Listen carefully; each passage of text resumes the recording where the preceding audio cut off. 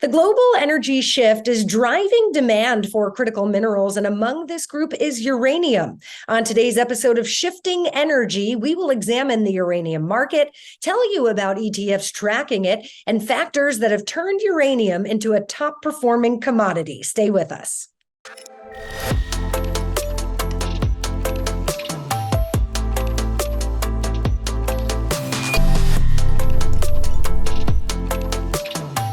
I'm Thalia Hayden with ETF Guide, and it's great to have you with us. Welcome to the very first episode of Shifting Energy, an original episode series that keeps you on top of big changes in the global energy transition. The quest for net zero carbon emissions is upending businesses and governments across the globe. It's also creating massive demand for alternative energy sources and critical minerals to make it happen. Now, uranium is among these critical minerals, and ETFs linked to it, like the Sprott Uranium Miners ETF and the Sprott Junior Uranium Miners ETF, have seen sharp increases in their share prices over the past year. So what's behind the move? Will it continue? And how can you position your investment portfolio to benefit? Here to discuss that and more is John Champalia, CEO at Sprott Asset Management. Hi, John. Welcome to the program. Hi, thank you for having me. Great to be here. Great to have you with us. Well, we know uranium was among the top performing commodities in 2023, and it's off to a strong start in 24. In turn, it's lifted the performance of the Sprott Uranium Miners ETF and Sprott Junior Uranium Miners ETF. Both funds have been hot performers. Now, what's behind the surging uranium prices? Yeah, it's been a really interesting commodity to watch, particularly over the last 12 months, and it's really being driven by two main drivers. One, the world is pivoting back to nuclear energy for a number of, I think, very compelling reasons. One, it, as you mentioned, it does provide zero greenhouse gas emission electricity production, which the world is increasingly focused on, cleaning our grids, at the same time producing, very reliable baseload energy, what nuclear energy provides. Second of all, it provides very high levels of energy security. And that's a term that many people haven't really heard about before or haven't heard for probably 50 years. This was really in direct response to the energy crisis that we faced, particularly in Europe and Asia in 2022 when Russia invaded Ukraine. People really realized that if you didn't have secure supply of energy, whether that was natural gas or coal or oil or uranium, that they could put your economy and national security at risk. And nuclear power is, as I mentioned, it's a very reliable form of baseload power. And governments are shifting back to it to help mitigate against some of these other risks. And then I would say the last reason is about how it complements renewable energy. Governments around the world are trying to incentivize more solar and wind and other clean forms of energy production. And though that's really been great, but obviously you're dealing with an intermittent source of energy. And nuclear is like the perfect complement because it's on all the time. Now, at the same time, you have this shift back to nuclear energy. You also have the fuel that powers all of these power stations is in a supply deficit. And that's because we don't produce enough of it to meet our annual needs. So as you could imagine, when there's a supply and demand imbalance, typically what happens is you have a price that adjusts to either incentivize more production, which is what the world needs in the coming decades. And that's exactly what's happening with uranium and why it went up 89% last year. That makes sense. Technological advancements are also impacting the uranium market. CNN, in fact, recently reported that next wave nuclear technology, also known as small modular reactors or SMRs, has kickstarted a nuclear power renaissance. Now, how promising are SMRs, and is it getting any public support? Yeah, it's a really exciting development that the industry is trying to capitalize on. When you think of a typical nuclear power station, these are large power stations. They power large cities and urban areas. There's about 434 of them right now in the world, with 59 more being built and another 100 plus being planned. That doesn't even include this new technology, which is called small modular reactors, which, as the name implies, it's a much smaller version power station. The reason why it's exciting is because the plan is to use these in a more versatile way, meaning they could be applied to powering smaller cities or towns. They could also be used to repurpose existing fired power stations, basically, swapping out the old coal-fired boiler, putting in a small modular reactor. The thought here is that you would build these in factories and then bring them to site and put them together. And the hope is they would be lower cost because they're smaller scale, and they just have a lot more application.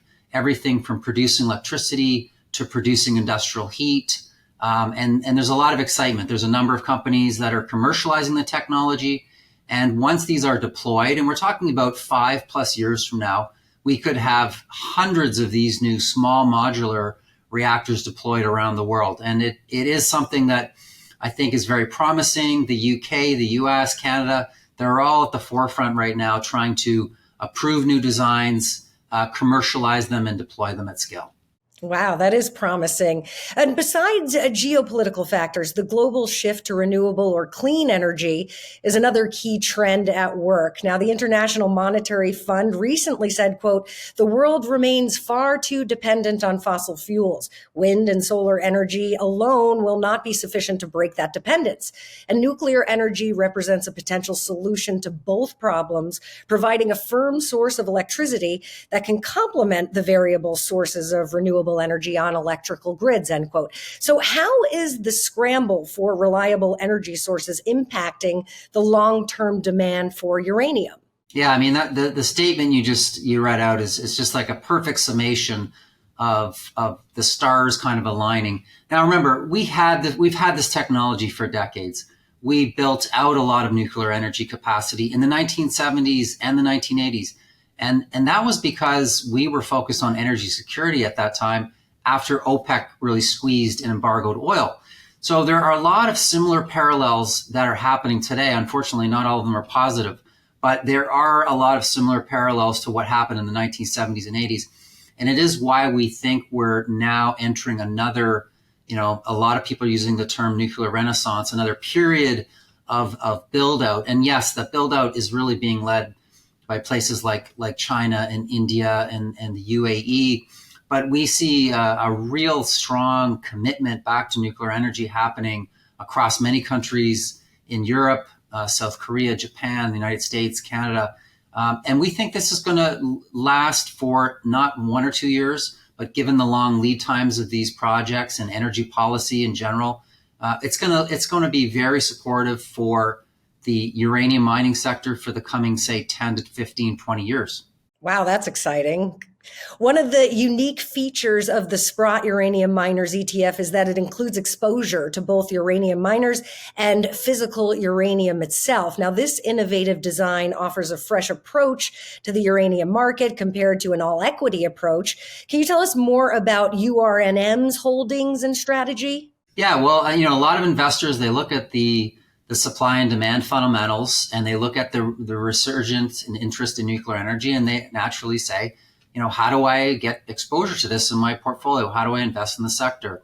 There's really only two ways. You can invest in vehicles that own physical uranium, and Sprott has one of those, or you can take a more holistic approach and invest in an index that holds a whole slew of different uranium producers, developers, exploration companies, as well as including some physical uranium. So it's a nice way to play a higher commodity price, as well as playing the companies producing uranium and that are going to be producing uranium in the future as they move their projects from development to actual production.